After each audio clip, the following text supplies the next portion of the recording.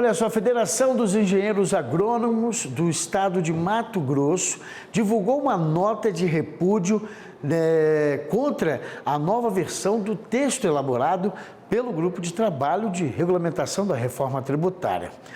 Vamos saber os pontos de discórdia com Izan Oliveira de Rezende, presidente da FEAGRO, lá no estado mato-grossense. Olá, boa tarde, seja muito bem-vindo. Fábio Chalema, muito boa tarde e obrigado pela oportunidade de estarmos juntos aí no Jornal do Meio-Dia do Agro Mais. Alegria nossa, porque a gente tem que ouvir todos os setores, né? Há uma insatisfação de vários segmentos por parte aí, do setor do agro, né, em geral, porque alguns pontos, né, parece que deixa de contemplar alguns setores e com isso pode até gerar prejuízos econômicos diretamente aos produtores e por isso talvez seria necessária uma revisão. A FEAGRO também tem um posicionamento, ainda mais porque está num estado importantíssimo na produção agrícola do país, né? Sem dúvida, nós estamos com assim que nós recebemos esse relatório aí encaminhado pelo Grupo de Trabalho da Regulamentação da Reforma Tributária sobre o Projeto de Lei Complementar 68, agora de 2024, nós prestamos muita atenção em relação à base de incidência tributária. O que acontece? Teve a tributação dos impostos sobre o serviço, IBS, a contribuição social de bens e serviços e imposto seletivo, trouxe uma destoação entre a isenção desses impostos na comercialização de insumos agrícolas e pecuários. Deixaram as cooperativas isentas e asseguraram a tributação para as empresas distribuidoras de insumos agrícolas e veterinários.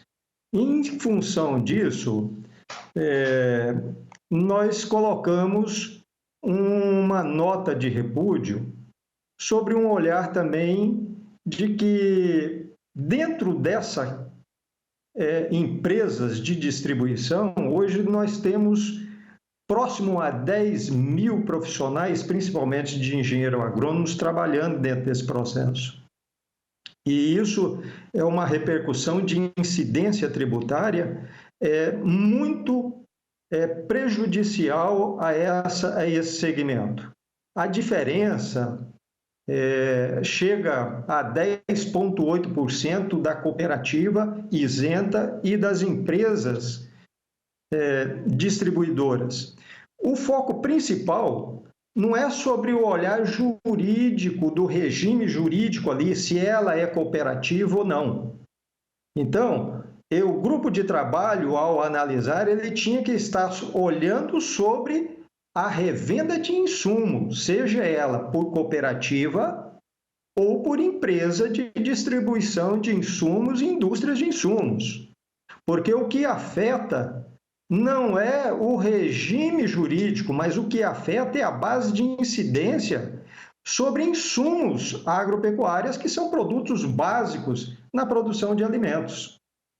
Então, esses insumos, o que ele está aí? Ele está fertilizantes, são implementos, maquinários,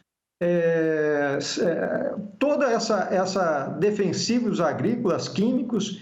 Então, todo esse produto ter uma carga tributária diferenciada, isso fere uma regra do princípio da isonomia tributária e da livre concorrência. Isso é inconstitucional.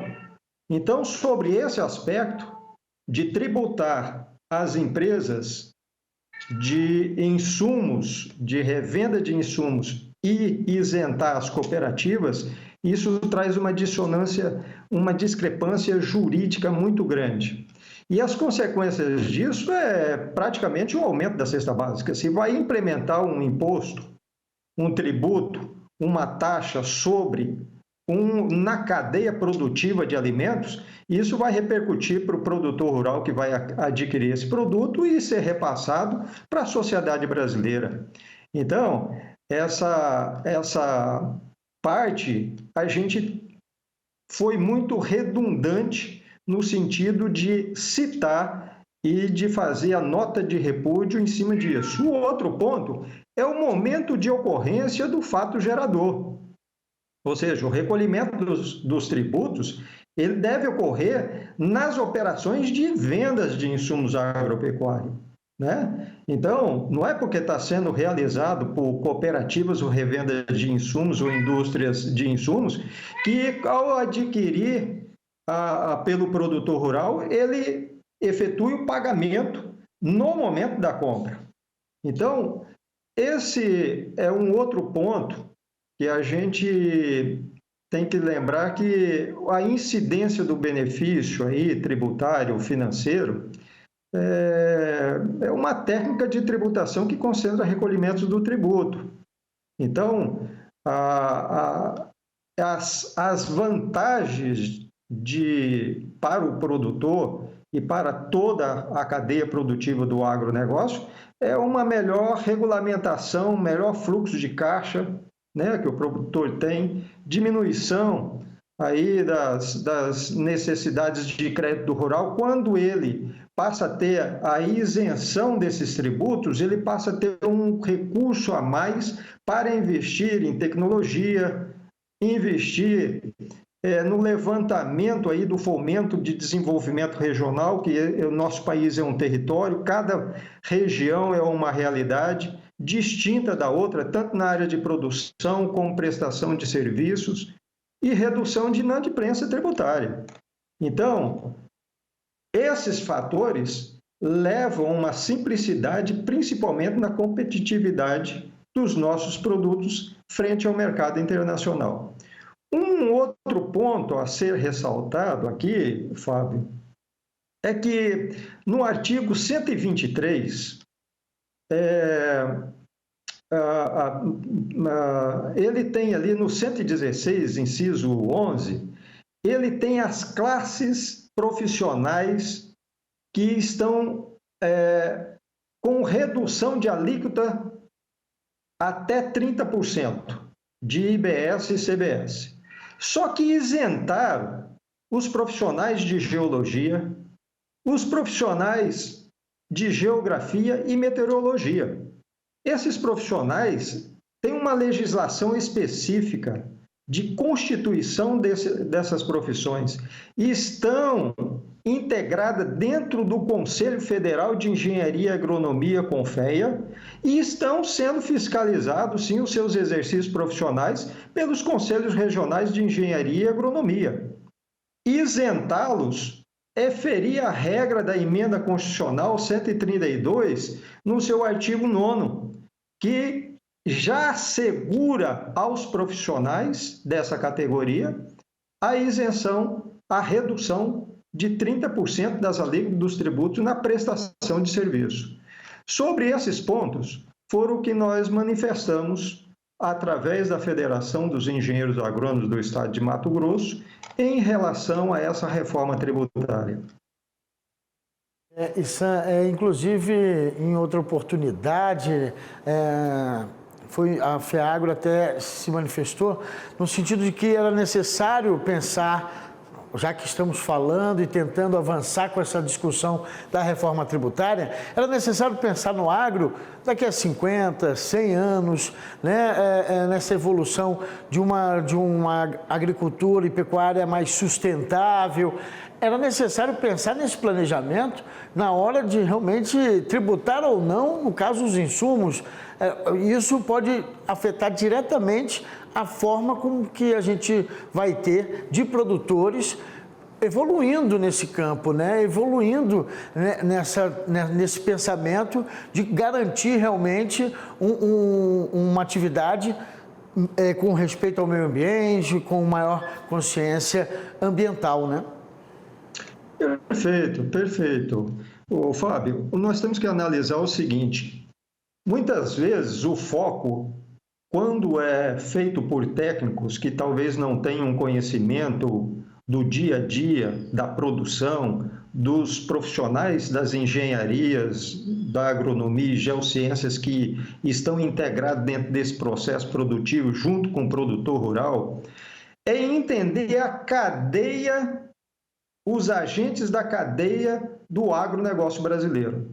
Aí entra o transporte, que o transporte aqui foi isento da tributação, entra os fornecedores, que é o caso das empresas. Hoje há um ponto muito crucial dessa tributação. Se realmente for tributado, vai gerar um custo e um prejuízo enorme dentro desse processo.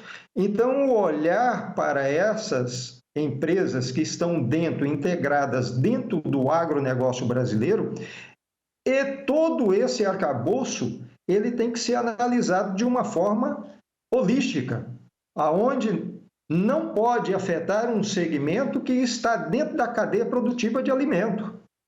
E isso afeta diretamente o brasileiro, quando ele vai ali na cônula ali do supermercado, ele vai pagar a cesta básica mais cara em função desses acréscimos, desses tributos, e também diminui a nossa concorrência no mercado externo.